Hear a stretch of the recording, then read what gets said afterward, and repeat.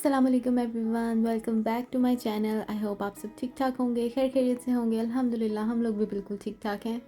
तो ये जी ईद से पिछले दिन का व्लॉग है, यानी जिस दिन चांद रात थी उस दिन का व्लॉग है। आज मेरे पास करने वाले बहुत सारे काम थे, तो फिर मैं आप लोगों के साथ आज के व्लॉग में शेयर करूँगी कि आज का दिन मैंने कैसे स्पेंड किया, क्या क्या ईद के लिए तैयारियाँ की, और ईद के लिए मैंने जो शॉपिंग्स वगैरह की थी वो भी मैं आप लोगों के साथ आज के व्लॉग में शेयर करूँगी।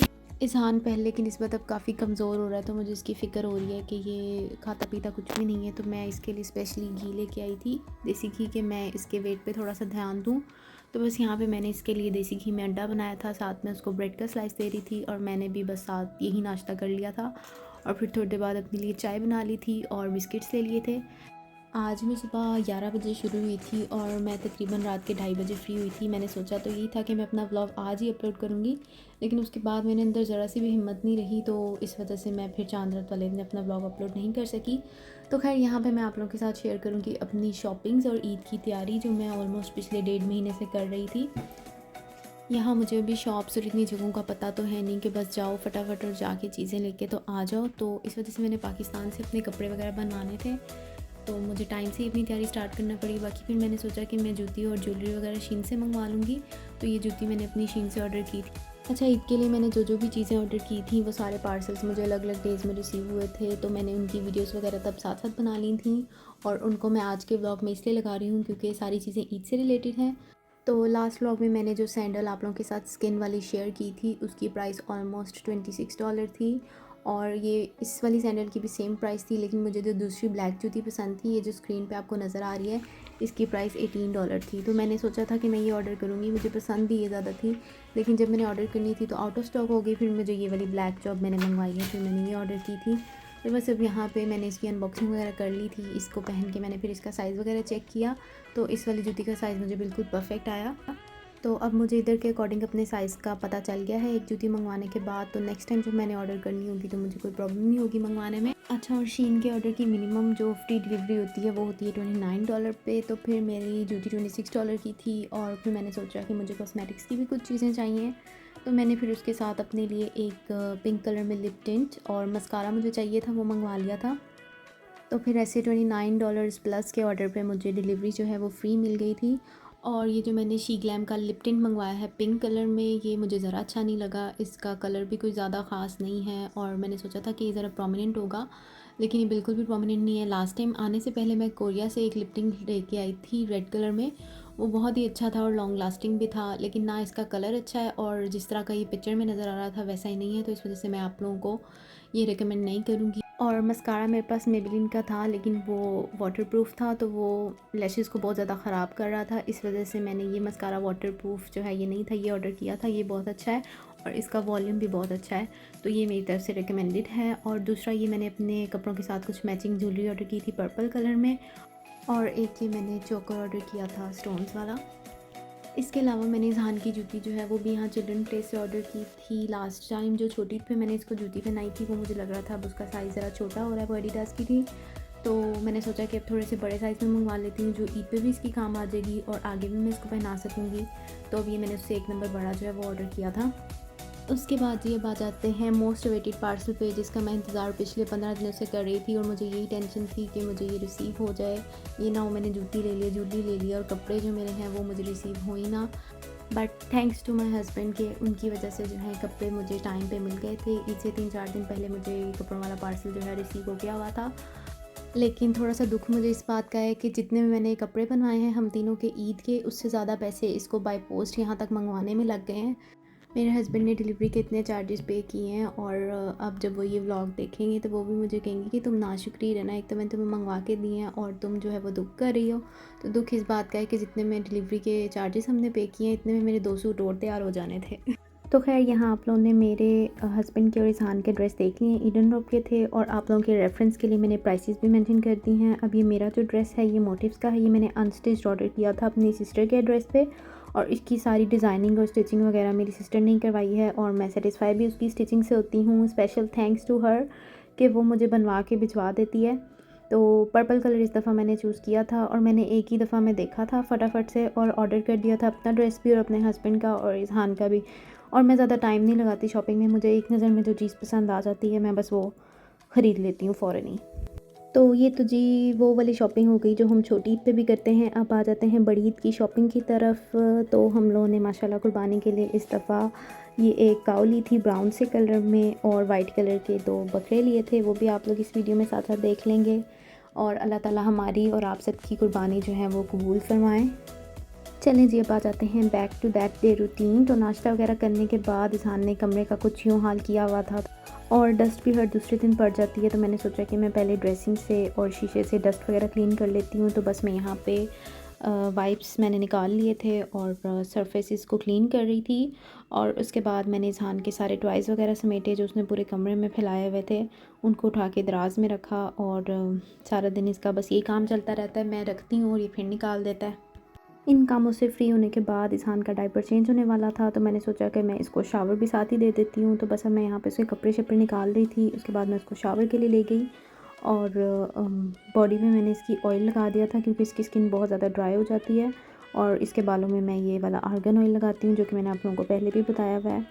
बस यहाँ पे इज़हान को मैंने साफ़ सुथरा कर दिया था और उसको साथ ही नींद आ गई थी, लेकिन मैंने फिर इसको नहीं सुलाया क्योंकि मैंने सोचा कि मैं इसको सुला दूँगी तो फिर वैक्यूम मैं नहीं ऑन कर सकती और फिर मेरी क्लीनिंग जो है वो शाम तक पेंडिंग हो जानी है। तो मैं पहले वैक्यूम कर लेती हूँ सारे घर से, उसके बाद मैं इसको सुलाती हूँ। बस फिर आज बेड के ड्रॉर्स के नीचे भी काफ़ी कचरा इकट्ठा हुआ हुआ था, तो मैंने इसके ड्रॉर्स वगैरह निकाल के भी बेड के नीचे से अच्छी तरह सारी डीप क्लीनिंग की। और उसके बाद किचन से भी मैंने क्लीनिंग करनी थी, और डाइनिंग एरिया से भी सारे घर से वैक्यूम करके जब मैं फ्री हो गई तो फिर इज़हान को भूख लग गई थी, और मैंने सोचा कि बिज़नेस सो जाना है तो इसको सोने से पहले इसको कुछ ना कुछ खाने के लिए दे देती हूँ। तो बस फिर मैंने यहाँ पे वाटरमेलन कट किया, और ख़ुद भी मुझे भूख लग चुकी थी तो ख़ुद भी मैंने भी खाया और इज़हान को दिया। दोपहर का टाइम था, और ये बिल्कुल मैंने घर जो है साफ़ सुथरा कर लिया था। तो सुबह से दोपहर जो है इन्हीं कामों में हो गई हुई थी। उसके बाद मैंने इज़हान को सुला दिया था, लेकिन इज़हान ने मुझे कोई काम भी नहीं करने दिया। जैसे ही मैं उठूँ ये साथ ही उठ जाता है, तो फिर मैं कोई काम नहीं कर सकती। माएँ होती हैं जब बच्चे सोते हैं तो सारे घर के काम निपटा लेती हैं, लेकिन मुझे इसके पास ही बैठना पड़ता है इसकी इस हैबिट की वजह से।